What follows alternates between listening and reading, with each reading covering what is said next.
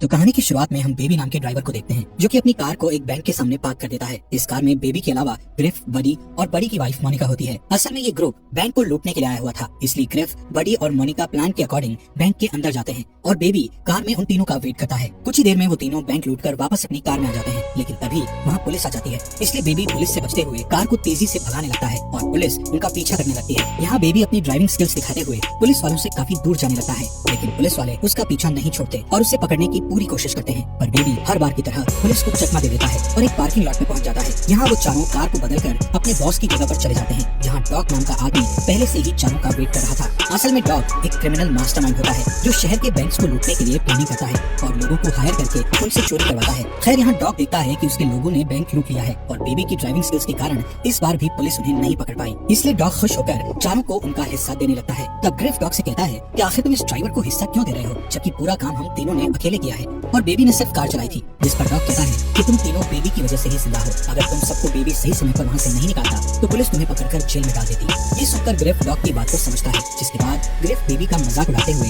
Dog से कहता है कि बेबी बहुत अजीब है, जो कुछ भी बोलता नहीं है और हर टाइम गाने सुनता रहता है। तभी ग्रिफ बेबी के चश्मे को हटा देता है, जिससे बेबी अपनी जेब से दूसरा चश्मा निकालकर पहन लेता है। ये देखकर बडी भी उसका मजाक उड़ाने लगता है। खैर थोड़ी देर बाद सभी लोग वहाँ से जाने लगते हैं। तब डॉग बेबी से उसके सारे पैसे ले लेता है। यहाँ हमें पता चलता है कि बेबी के ऊपर डॉग का बहुत कर्जा है, इसलिए वो हर काम के बाद बेबी से उसका सारा हिस्सा ले लेता था। यहाँ डॉग बेबी से कहता है कि अब तुम्हें मेरे लिए सिर्फ एक और काम करना है, जिसके बाद तुम्हारा कर्जा पूरा हो जाएगा। साथ ही डॉग हर बार की तरह बेबी को पैसों की एक गड्डी देता है और वहाँ से चला जाता है। इधर बेबी भी अपने घर आ जाता है और उस गड्डी को अपने सीक्रेट जगह पर छुपा देता है। इसके बाद हमें पता चलता है कि बेबी एक अनाथ है, इसलिए उसने जो नाम के आदमी को अडॉप्ट किया है, जो एक अपाहिज है और वो सुन नहीं सकता, इसलिए बेबी हमेशा उसकी देखभाल करता है और उसे अपना फादर मानता है। यहाँ बेबी के पास हमें टेप रिकॉर्डर देखते हैं। असल में बेबी कहीं भी जाता है तो वो उस जगह की रिकॉर्डिंग करता है और घर पर आकर उस रिकॉर्डिंग का म्यूजिक बनाता है। इसलिए आज बेबी डॉग की आवाज पर म्यूजिक बनाता है, जिसे उसने आज ही के दिन रिकॉर्ड किया होता है।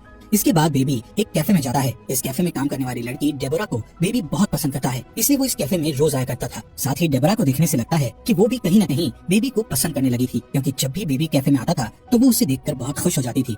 एक दिन बेबी को डॉग का फोन आता है, जो बेबी को उसके न्यू मिशन के लिए रेडी होने को कहता है। इसलिए अगले दिन वो डॉग की जगह पर जाता है, जहाँ डॉग उसे अपने नए ग्रुप से मिलाता है, जिसमें एडी, जेडी और बैट्स नाम के 3 क्रिमिनल होते हैं और बेबी को अपना अगला मिशन इन तीनों लोगों के साथ करना था। यहाँ बैट्स और उसके दोनों साथी बेबी के चश्मे और ईयरफोन के कारण उसका काफी मजाक उड़ाते हैं, पर बेबी उन्हें कुछ भी जवाब नहीं देता है, क्योंकि बेबी को बहुत कम बोलने की आदत होती है। तभी डॉग उन तीनों क्रिमिनल्स को बताता है कि बेबी को टिनिटस नाम की बीमारी है, जिसमें इंसान के कान बजते रहते हैं, इसलिए बेबी हमेशा सॉन्ग सुनता रहता है। ये सुनकर वो तीनों बेबी का मजाक उड़ाना बंद कर देते हैं। फिर डॉग चारों को अपने प्लान के बारे में बताता है। डॉग की प्लानिंग सुनने के बाद चारों एक बैंक को लूटने के लिए निकल जाते हैं। थोड़ी ही देर में वो सभी उस बैंक तक पहुंच जाते हैं और बैग्स अपने लोगों के साथ बैंक के अंदर चला जाता है। और जैसे ही वो बैंक लूट कर कार में बैठते हैं तो एक अनजान आदमी उन पर शूट करने लगता है, जिससे बेबी जल्दी से अपनी कार को भगाने लगता है, पर वो अनजान आदमी अभी भी उनका पीछा कर रहा होता है। इसलिए बैट्स उस आदमी को शूट करके उसे मारने की कोशिश करता है, लेकिन बेबी जल्दी से उस अनजान आदमी से दूर चला जाता है, क्योंकि वो नहीं चाहता था कि बैट्स उस आदमी को जान से मार डाले। इसके बाद उनकी कार एक ट्रैफिक में फंस जाती है, इसलिए वो चारों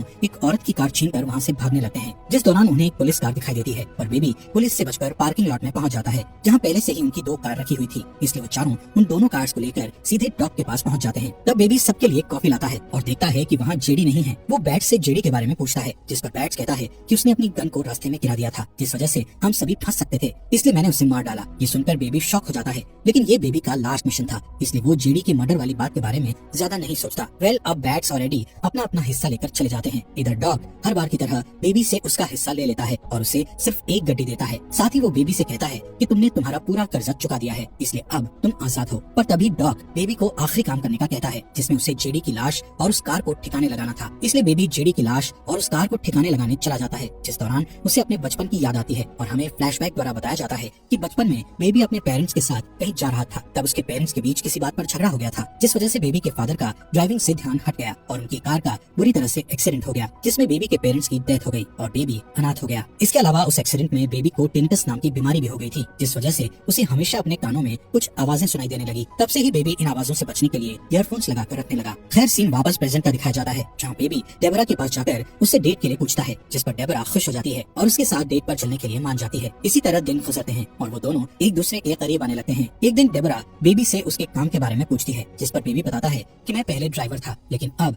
मैंने ड्राइवर का काम छोड़ दिया है। एक दिन जब बेबी अपने घर पर होता है, तब जो उसे पिज्जा डिलीवरी बॉय का काम करने की सलाह देता है, इसलिए बेबी जो की बात बात मानकर डिलीवरी बॉय की जॉब करने लगता है। कुछ दिनों के बाद बेबी और डेबरा डिनर डेट पर जाते हैं। इस रेस्टोरेंट में डॉग भी मौजूद होता है, पर बेबी डॉग को इग्नोर करने लगता है। लेकिन डॉग जब बेबी को देखता है तो वो उसे अपने पास बुलाता है। डॉग बेबी से कहता है कि तुम्हारे जाने के बाद मेरा कोई भी काम सही नहीं हो रहा है, क्योंकि तुम मेरे लिए बहुत लकी थे। तभी डॉग कहता है कि मैं चाहता हूँ कि तुम फिर से मेरे साथ काम करने लगो, लेकिन बेबी डॉग के साथ काम करने से मना कर देता है। जिस पर डॉग कहता है कि मुझे पता है कि तुम्हारे पास पैसे नहीं है और तुम डिलीवरी बॉय का काम कर रहे हो। अगर तुमने मेरे साथ काम किया तो तुम कुछ ही दिनों में बहुत सारे पैसे कमा लोगे। साथ ही वो कहता है कि जब भी तुम मेरा काम छोड़ना चाहो तो तुम छोड़ सकते हो, लेकिन अभी के लिए तुम्हें मेरे साथ काम करना होगा। पर बेबी डॉग से साफ मना कर देता है कि अब मैं इस तरह का कोई भी काम नहीं करना चाहता, जिससे डॉग को गुस्सा आ जाता है और वो बेबी को धमकी देते हुए कहता है कि अगर तुमने मेरे लिए काम नहीं किया तो मैं डेबोरा को मरवा दूंगा। ये सुनकर बेबी डर जाता है और काम करने के लिए मान जाता है। अगले दिन डॉग बेबी को एक पोस्ट ऑफिस बैंक ले जाता है और उसे अपने भतीजे के साथ पोस्ट ऑफिस में जाने के लिए कहता है। असल में डॉग चाहता था कि बेबी उस पोस्ट ऑफिस में जाकर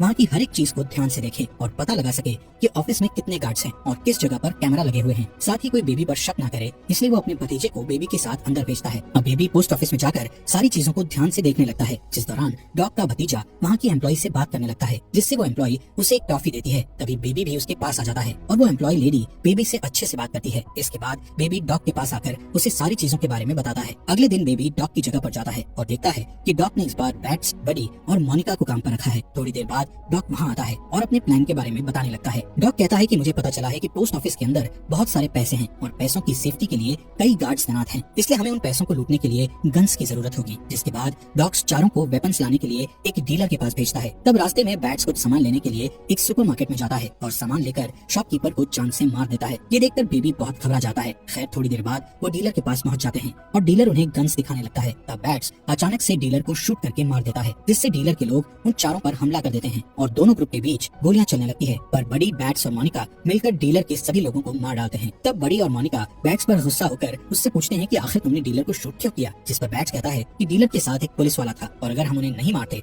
तो वो हमें अरेस्ट कर लेते। जिसके बाद चारों डॉग की जगह पर जाने लगते हैं। जिस दौरान बैट्स डेबरा के कैफे के पास कार रोकने के लिए कहता है, लेकिन बेबी को डर था कि कहीं बैट्स डेबरा को मार न दे, इसलिए वो अपनी कार नहीं रोकता। पर बैट्स जबरदस्ती कार को कैफे के पास रोकने का कहता है और फिर चारों कैफे के अंदर चले जाते हैं। यहाँ डेबरा सबका ऑर्डर लेती है और बेबी को देखने लगती है, लेकिन बेबी एक बार भी डेबरा को नहीं देखता है, क्योंकि वो नहीं चाहता था कि किसी को भी उसके और डेबरा के रिलेशन के बारे में पता लगे। साथ ही डेबरा भी समझ जाती है कि बेबी अभी अपने काम पर है, इसलिए वो ऑर्डर लेकर वहाँ से चली जाती है। इसके बाद जब डेबरा उनसे बिल मांगती है तब बैट्स डेबरा को मारने के लिए अपनी गन निकालने लगता है। ये देखकर बेबी बैट्स के हाथ को पकड़ लेता है और डेबरा को बिल पे कर देता है। चारों के जाने के बाद डेबरा देखती है कि बेबी ने उसके लिए एक मैसेज छोड़ा है, जिसमें उसने लिखा था कि वो रात के 2 बजे डेबरा को रोड ट्रिप पर लेकर जाएगा। दूसरी तरफ बेबी और बाकी के 3 लोग डॉग के पास पहुँचते हैं, जहाँ डॉग बड़ी, मोनिका और बैट्स पर गुस्सा होते हुए कहता है कि तुमने जिन लोगों को मारा है उसमें मेरे भी लोग थे। साथ ही अब डॉग पोस्ट ऑफिस में चोरी करने वाले मिशन को कैंसिल कर देता है। ये सुनकर बैट्स गुस्से में कहता है कि हम इस मिशन को कैंसिल नहीं कर सकते। तब डॉग सबसे पूछता है कि कौन कौन इस मिशन को करना चाहता है, जिस पर बड़ी, मोनिका और बैट्स हाँ कहते हैं, लेकिन बेबी कोई भी जवाब नहीं देता है। तब डॉग बेबी से कहता है कि अगर तुम इस मिशन को करना नहीं चाहते तो तुम जा सकते हो, पर बेबी इस मिशन के लिए हाँ कर देता है और सोने के लिए चला जाता है। रात के समय में बेबी को ध्यान आता है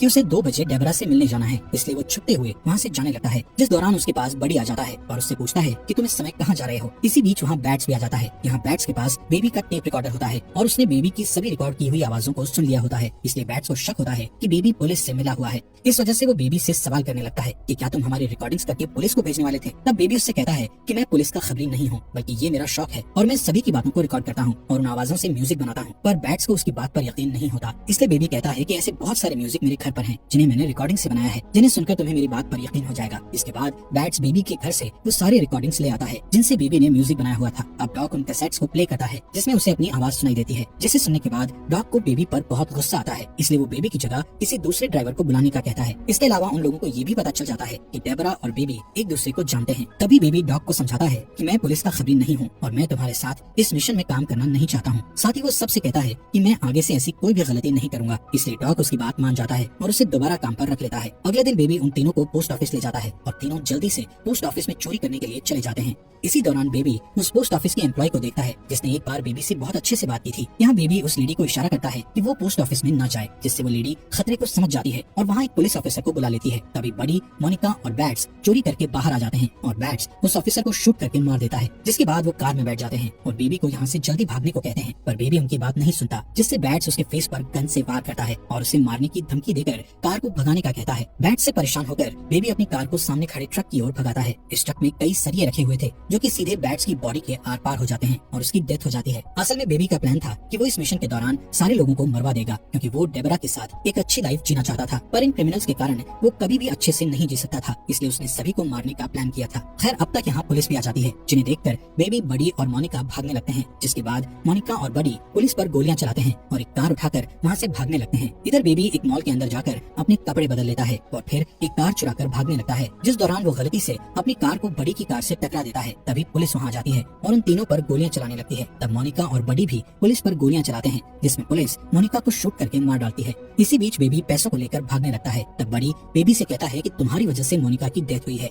इतना कहते ही वो बेबी पर शूट करने लगता है, पर किसी तरह बेबी बचकर सड़क पर आ जाता है और एक ओल्ड लेडी से उसकी कार चुराकर सीधे अपने घर पहुंच जाता है, जहां वो अपने सारे पैसों को उठाकर जो को देने लगता है। लेकिन जो चोरी के इन पैसों को लेने से मना कर देता है। तब बेबी जो को समझाता है और उसे ओल्ड एज होम में छोड़ देता है। जिसके बाद वो डेबरा को लेने के लिए उसके कैफे में जाता है, जहाँ वो देखता है कि कैफे में बडी बैठा हुआ है, जो डेबरा को मारकर बेबी से मोनिका की डेथ का बदला लेना चाहता है। पर बडी नहीं जानता था कि बेबी के पास भी एक गन है। तभी बडी का ध्यान कैफे में मौजूद दूसरी वेट्रेस पर जाता है। ये देखकर बेबी जल्दी से बडी को शूट कर देता है, जिससे बडी घायल हो जाता है। इसके बाद बेबी और डेबरा दो लड़कों को गन दिखाकर उनकी कार को चोरी कर लेते हैं और डॉग की जगह पर चले जाते हैं, जहाँ बेबी डॉग से अपने सारे कैसेट्स मांगता है, क्योंकि उन कैसेट्स में बेबी के अच्छे पलों की यादें थी। डॉग पहले तो कैसेट्स देने से मना कर देता है, पर तभी डेबरा वहाँ आती है, जिसे देखकर डॉग समझ जाता है कि बेबी अपनी जिंदगी की नई शुरुआत करने वाला है, इसलिए वो बेबी को सारे कैसेट्स दे देता है। जिसके बाद वो तीनों लिफ्ट से नीचे जाने लगते हैं। तब डॉग बेबी को पैसों से भरा बैग देता है और कहता है कि तुम्हें इस देश को छोड़ना होगा, क्योंकि पुलिस तुम्हारे पीछे है और तुम अपनी नई शुरुआत नहीं कर पाओगे। वेल, जैसे ही तीनों नीचे आते हैं, तब उनके सामने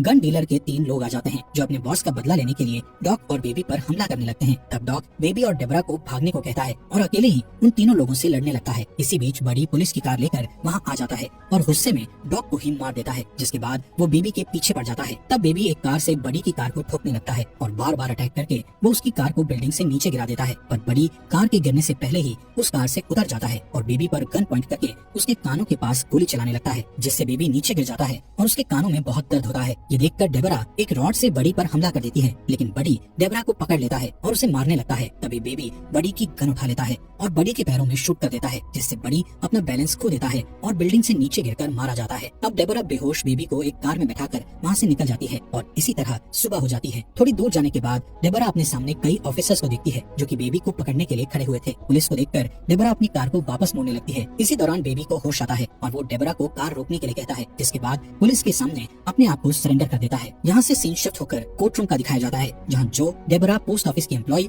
और एक ओल्ड लेडी बेबी के खिलाफ गवाही देते हुए कहते हैं कि बेबी ने जो भी किया वो सब मजबूरी में किया था। इन लोगों की गवाही के कारण जज बेबी को सिर्फ 5 साल की सजा सुनाते हैं। अब हमें 5 साल बाद का सीन दिखाया जाता है, जहाँ हम बेबी को जेल से बाहर आते हुए देखते हैं और डेबरा उसे लेने आई होती है। इसी के साथ इस मूवी का यहीं पर एंड हो जाता है।